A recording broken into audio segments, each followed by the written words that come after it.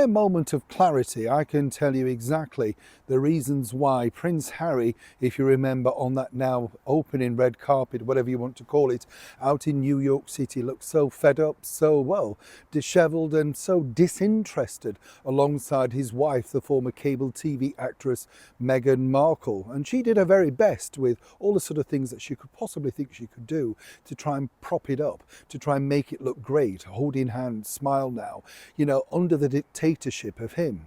But Harry knows a thing or two about real life, believe it or not. And behind the scenes, according to staff members who have been very open with me, telling me exactly what they think about this recent past week. Well, the bottom line is that Harry's had enough, and this is the reason why. As ever, let me explain. Morning, nice to see you. Well, morning or good evening. I know I should say that more often because I know many of you are going to bed, and many of you in different parts of the world say you're waking up and you're having your coffee. I read all of them, I know what you're all up to. Oh, don't think, yes. And don't get me going on the spine thing. Oh, yeah, I'll just share this with you. I know I'll get told up, but I'll just share this with you. I was in a supermarket the other day, and you know what it's like? You're waiting at the till, and I was just saying to someone, who buys TV listing magazines now, particularly over here in the United Kingdom? They're very pricey, very pricey indeed. And you suddenly think, well, you could look online, or you can get it in something, or you can find out really what's on TV with the scanner and everything, can't you? Well, about 2 hours later, I go home, flick on the computer, and in the memory thing pops up this TV Times cover from about 50 years ago. And I thought, spooky. I know. Has that happened to you, chums? I'd love to know. It just proves, doesn't it? Because there was only me and the person in the queue. Nobody else would have known what we were talking about. You know what? Yes, you see what I mean? Your phone is spying on you. So be careful what you say, because if you keep screaming vanilla slices, as I do often, then hopefully somebody might deliver some. But if you don't, then you're not going to get anything, are you? But seriously, I read it up and they said, oh yeah, your phone picks up on these buzzwords and suddenly you might want to buy it. Not at that price, let me tell you. Let's get back, of course, to your royal story of the day. This was a sour-faced look, wasn't it? Prince Harry, oh gosh, could he look more bored, chums? Could he look more bored in New York City? Didn't want to be there, you could sense it.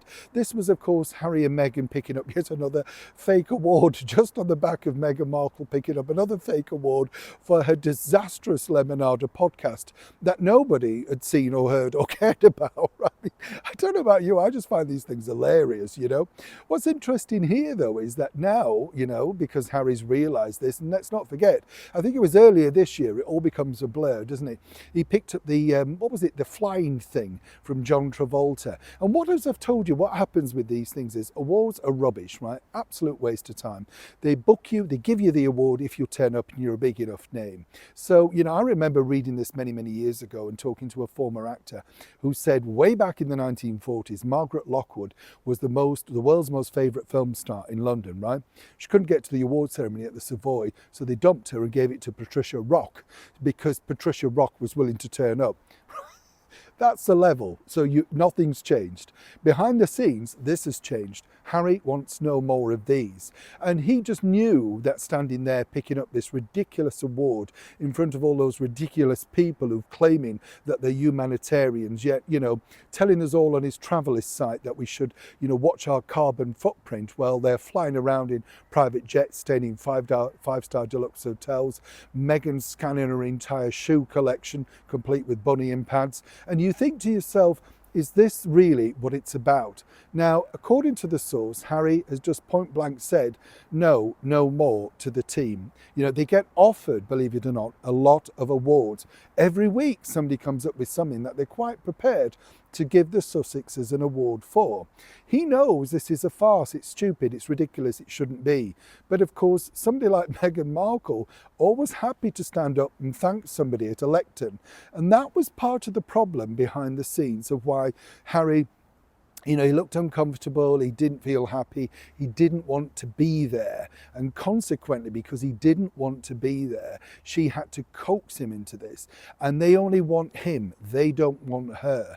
So if you think about what's coming in the future of Harry and Meghan with awards, well, apparently she can take all the awards she wants, but according to that source, Harry's bailing out, unless it's a genuine award for something to do related to his charities. Even he now thinks that they are more than a laughing stock.